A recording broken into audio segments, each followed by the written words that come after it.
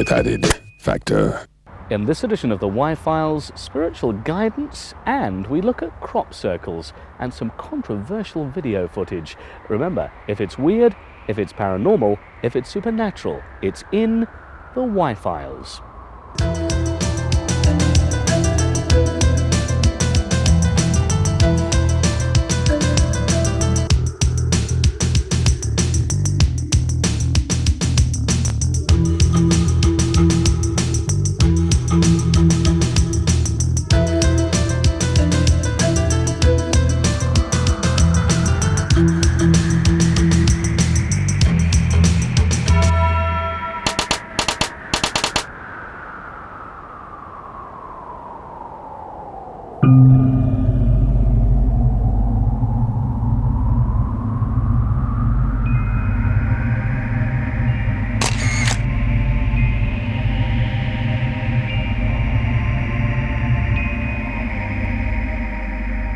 Now, for many years, one thing that's puzzled many people is crop circles, and in particular, just how many of those crop circles are genuine and how many are forged.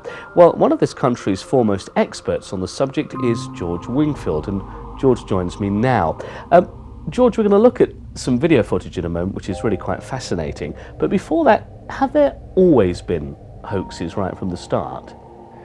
I think there have. I think even back in the early 80s there were certainly hoaxes. And certainly Doug and Dave did make quite a few crop circles. Now tell us a bit about Doug and Dave, because they're probably some of the most famous hoaxers. What exactly is their story? Two old boys, I think they're in their 60s now, but they were making crop circles back in the, according to them, in the late 70s, and certainly during the 80s. They made quite a few. Whether they made anything like what was claimed for them by Today newspaper, I don't know. But when that article came out in, I think it was September 1991 in Today, the article claimed that they'd created the crop circle phenomenon and that they'd made virtually every crop circle. And we knew that simply wasn't true. And quite a lot of things in the article weren't true. And this casts quite a lot of doubt on their story. But they do make crop circles, there's no doubt about that. So how do they do that? How do they actually make these circles? Basically they do it using a stomping stick, which is a board, usually with a loop of rope tied between the ends, which you can put over your shoulder so you don't lose the plank, and you push it down, you push the crop down as you go along. If you're making a ring or a circle, obviously you have to be attached to a cord which is held by someone in the middle. Rollers are also used, garden rollers, usually the type which can be filled with water, so that once you've done the job you can take the plug out and get rid of the water and then take them away quite lightly. They're quite light then.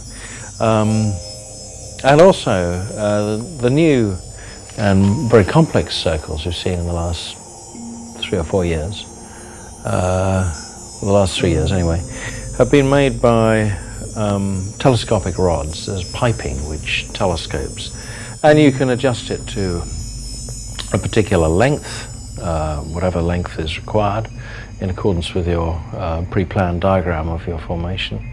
You secure one end in the ground. It has a loop on one end, you put a pin through, and then you push this around, and that'll produce you a circle of whatever radius is appropriate, within certain limits. Now, over the years there have been lots of photographs of crop circles, and also increasingly video and film footage of crop circles allegedly being formed and strange things flying around the fields. Let's take a look at a couple of clips. The first one is the John Whaley footage, which I think you don't think is genuine, do you? Tell us about this. I think it's completely fraudulent. There are very strong reasons to believe that the Oliver's Castle video, produced by a certain mythical Mr. Whaley, is completely fraudulently produced using computer techniques, and was deliberately fed to certain people in the crop circle community who might be willing to believe it was genuine. In fact, this John Whaley sought out Colin Andrews in particular to supply him with a copy. And then John Whaley is no longer contactable. He merely left behind a mobile telephone number which has been discontinued.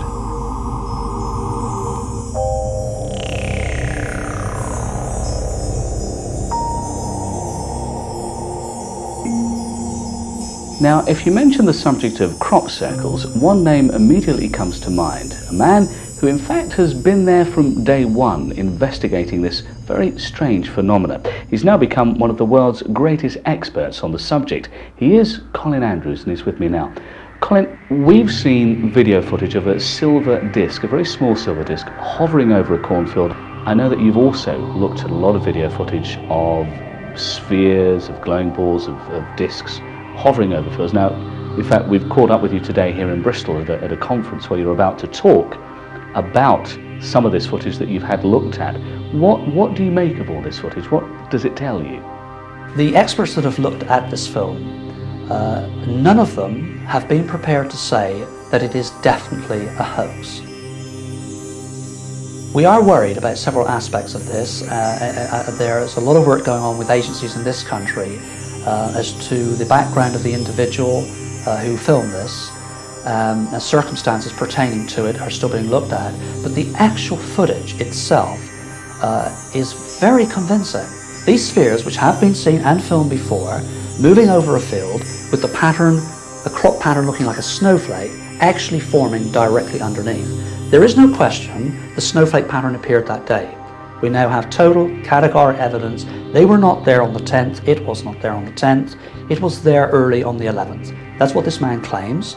He says he was there 5 o'clock in the morning with his camera and filmed them. There's room for this to be the most important piece of footage we've ever secured. Equally, this could be, sadly I have to say, another hoax. And we have to be so careful that we do not put this out to be the genuine thing, the thing we've been looking for 15 years, only to find that there's a group here in the Bristol area that stepped forward to say, we've got you. Because that will take, of course, the credibility, and it will diminish any serious research into this ongoing phenomenon, which, please remember, is occurring worldwide.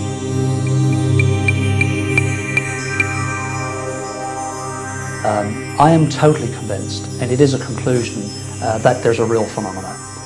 But, having said that, there are many hoaxes. Some of the very pretty dramatic patterns that are being seen is artwork. This is artwork produced by people who perform their business as an experiential art, and the mystery element that goes with their artwork is an important part of what they are doing.